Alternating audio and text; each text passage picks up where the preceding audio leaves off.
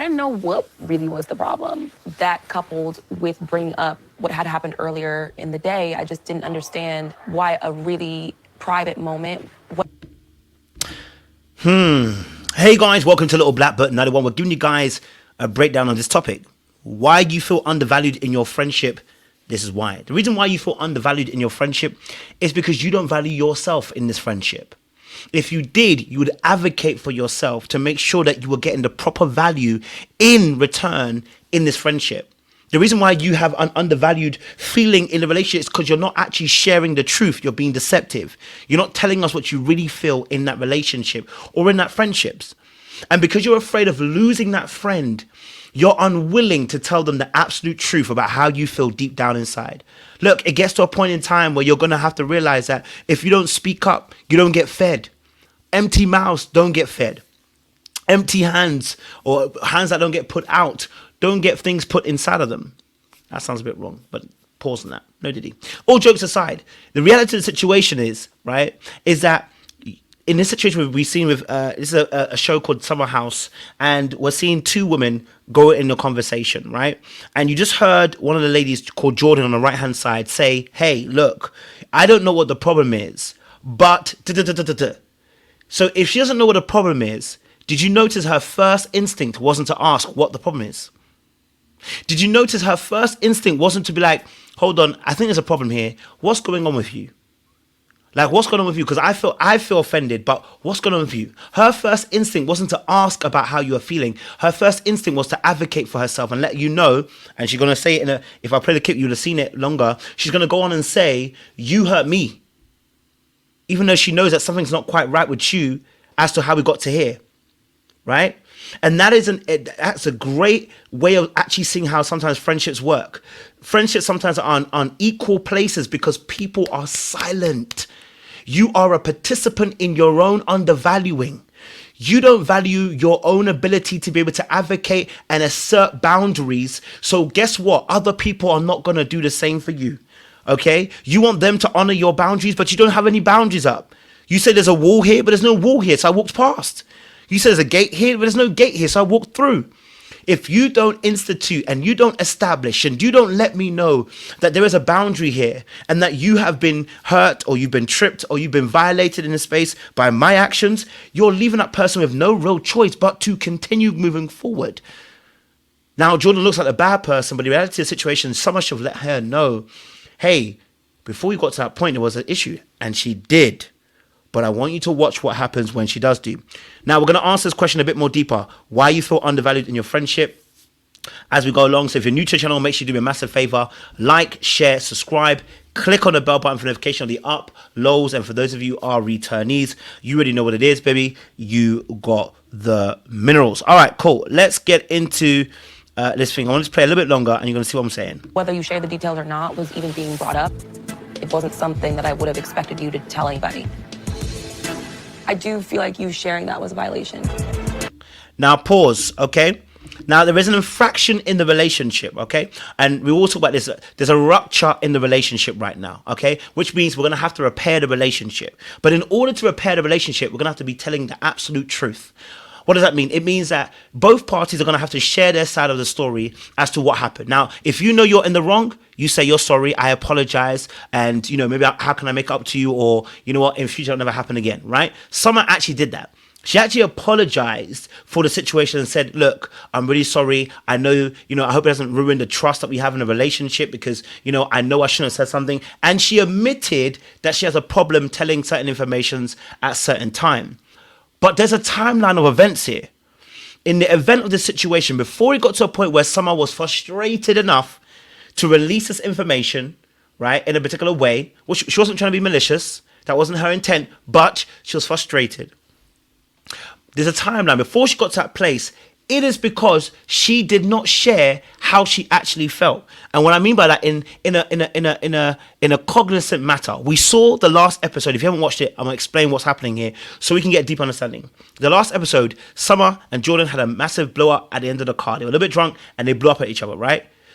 No real conversation was gonna be had when you're drunk. So you got to get to a place where you're sober and people are in a more calmer state. You're not emotionally aroused where your emotions are up to the ceiling. You're much more calmer, and then you have a conversation. Now, when you get to that place where you can have a conversation because both people are cognizant and aware and sober, now we can begin to actually share what we're actually going through, what's on our minds, and how we're feeling. Okay, now someone ends up apologizing to Jordan, but when someone then begins to explain what's happened to her, okay, and you're going to see it in a second. So let me play what actually happened here so you can actually see it as well, because someone explains this a little bit. She wanted her to backtrack just a little bit. I do feel like you sharing that was a violation. I guess we have to like kind of backtrack a little bit. There are times last night where like your tone towards me felt very like belittling. So I was saying like, I was just upstairs like caring for you. Now I want to pause it here, okay? What was Summer's issue with Jordan? She said, it feels like at points in time that you're berating me or you're belittling, sorry, wrong wording. You're belittling me. Yeah, your tone. Sounds, when we're in an argument, it's like you're belittling me. So she feels there's a certain tone that Jordan takes that makes her feel belittled, okay? Especially during a place of an argument. That then informs that while she was then upstairs, in the midst of her trying to explain this in a frenzy of emotion while I was drunk, she was saying, I was caring for you and this is how you treat me. Now, let me be very honest with you. I don't think this is the first time that someone has felt like when she treats somebody with kindness that it's been thrown back in her face. I don't think so. I think this is something that's happened before. I think this is something this is not new, because people, when they start feeling this way, it's because it's happened several times before. When people start feeling agitated, frustrated, hurt, and really deeply feeling some pain, it's because it's happened before. It's been a pattern of behavior, whether it's them, that person they've been dealing with, or someone else. So someone has felt like, you know what, I be kind to people, and when I'm kind to them, they take advantage of me. Are you somebody who's felt like that? If you have, just leave a comment down below, right? Have you ever felt like, you know what, you're kind to your friends, but they seem to take advantage? Well, then it's not kindness, is it? Right?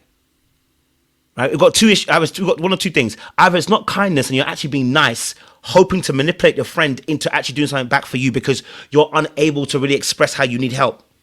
We're going to go there in a second. Or number two, maybe it was kindness and your friend really is a mean person and they take advantage of you. Or number three, let me add a third one.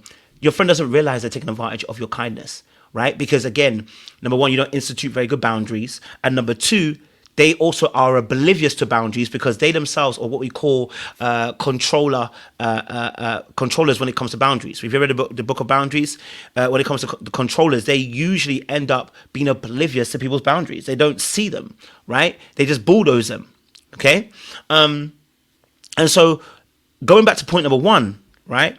In this case, Summer, we have seen, has been indirect with Noelle as well. She's failed to tell Noelle that actually I had a relationship with Alex that goes beyond friendship. She wanted Noelle to read her mind. That is a classic avoidant person who expects people to read their mind.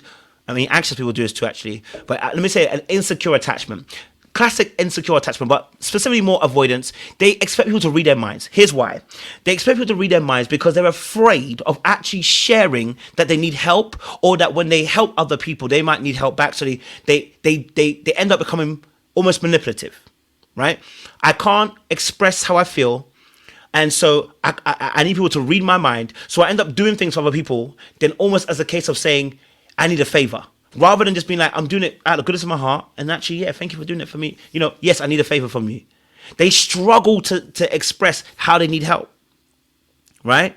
They struggle to share how they really feel because they're not very good at instituting boundaries. Avoidant people, which I'm one of myself, we are avoidant because we don't know how to institute very good boundaries. And rather than allowing you to trip us up, we're going to make sure there is no boundary. We're going to pull that boundary away. We're not going to be there. And when you decide to go too far, a bomb is going to go off. And you're going to get it. And you're going to, how do you not know? And guess what? I think both her and Jordan are the same. I think you've got two avoidants here working. Right? I think you've got two avoidants here because Jordan's the exact same thing. Right? Did the same kind of thing to Jasmine in episode 1. Not really fully explaining how you really feel. Almost avoiding how you feel. Right? And so when you're in that space, people are gonna have to mind read how you feel. Now, Summer let us know that, saying to Jordan, hey, look, you know what? When I'm looking at the situation, before you get to that point, I felt like I was being belittled. I felt like this. And what did Jordan do after this? She doubled down. I hear it, but you shouldn't have crossed my boundaries. No, you're right. Jordan's absolutely right. Her boundaries shouldn't have been crossed about you sharing information outwardly. But you can also, Jordan, also take into account that maybe Summer's feelings were actually really hurt. And in amongst that, Summer didn't actually make any direct conversation with Jordan about how she actually felt. When I say, well, I take that back, because she let her know that she felt belittled by her tone, but didn't push it any further, right? Once she mentioned it, Jordan bypassed it, went on to it about how she felt again, and did not apologize for what she did to you, Summer. At that point, what are you going to do? Hey, you know what, Jordan? I really appreciate it. I didn't apologize for you to apologize to me, but I do feel like there's also an issue here when it comes to the tone. And if that, I may have shared something that was, I shouldn't have said those information, but that's not the reason why we have this tone. Your tone towards me was in the car. So it's happened before this.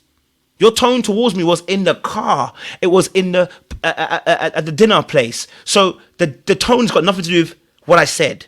So when Jordan doesn't respond to your initial claim of how you've been hurt, but deflects, she is taking away the responsibility of actually saying, how do I repair the relationship with you, Summer? And she leaves it at your doorstep to repair the relationship. That's where you feel unwanted. And that's where you start to feel undervalued, because now the onus is on you to repair the relationship. And guess what? More than likely, it's going to happen a lot. But the funny thing is, Summer has done this. If you haven't watched the show, this young lady, Summer, who's been undervalued and etc., did the same thing to her best friend. What Jordan has done to Summer, Summer did to Jordan. Summer did to Shanice, as a best friend of Summer. So when people start feeling undervalued, it's simply because that you feel like in the exchange you've been sold a dud, right? And the reason why you sold a dud is because you're unwilling to barter in that moment. Say, hey, excuse me, look, I totally hear it that I misjudged the situation. I said some things that shouldn't have been said, but actually the first infringement was what you said to me and how you treated me, right? Where was the advocacy for that? Someone left it alone because she felt bad about the fact she had said what she had said and broken the trust of Jordan, and that became the overriding precedent, which tells me you don't advocate for yourself, because now you're not talking about the first infringement. You've left it behind. Forget the first infringement. It doesn't matter anymore. My feelings don't matter anymore. Yours does. Why? Because I want to keep the friendship. Now, don't get it twisted. There are lots of times in relationships and in friendships that you must take an L. But that doesn't mean that you don't advocate for yourself, right? That doesn't mean that you don't put your best foot forward. See, people that care about relationships and care about the value of that relationship and are aware of their behaviors will say, listen, you know what? I heard you. I apologize. Thank you for sharing that. I'll correct my tone in future about the way I talk to you. Now, can we address a second issue? Because we've got to address one by one. Can we address a second issue? Because Jordan first started off by saying, I don't know what the problem was, but didn't answer the question. Do you know why? Because she didn't care.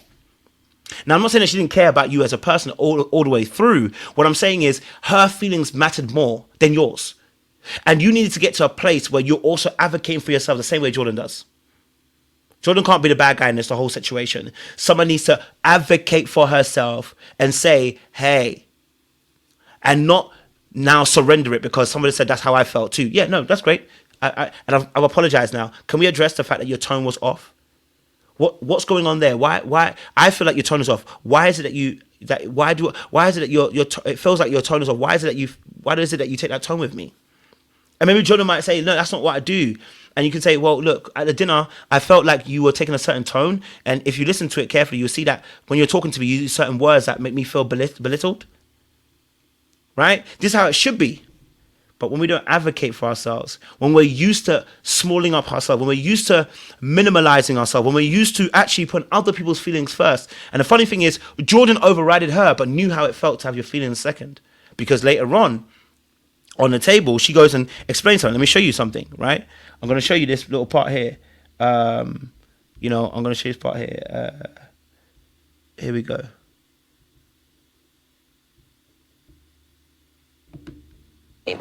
I was 17 when my mom passed away. I inherited her parents. I'm an only child. My mother was an only child. I think that's why I feel so far behind. I was so busy making sure everybody else was good that I couldn't tap into some of the lighter joys. There you go. So she was so concentrated on focusing on other people, she couldn't tap into what the light of joy to herself. You won't be able to put your needs first like that, because, like, again, if you're having to cater for other people, which is what she was saying, catering for other people, what's going to happen? Right? Your feelings become second. And so this friendship might not be that the person's intentionally trying to undervalue you, but they also feel undervalued by the world. And so therefore, in this relationship, unbeknown to them, they are undervaluing you by making sure they assert their needs in this relationship, which they may have not done in their childhood or in the world out there. So you need to make sure you do your job, which is that you need to show, hey, I have value here too. What you done to me affects me. Let me tell you how I feel. Let me not hide. Let me not pretend. Let me not deceive you and me and not lie about how I actually feel. All right? Hopefully that helps you guys as well. If you haven't read the book Boundaries, go and read it as well. I also do some coaching. You can click on the link down below in the description box. It's a can delete, you can book in straight away. And we don't charge a specific amount anymore. I've taken that away. I feel like God is just telling me for a period of time.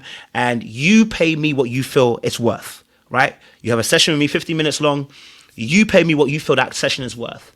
And we go from there, right? I want to help as many people as I can. God has blessed me with a gift, and I want to be able to utilize that gift as much as we can, right? So make sure you stay blessed and stay highly favored, and we'll see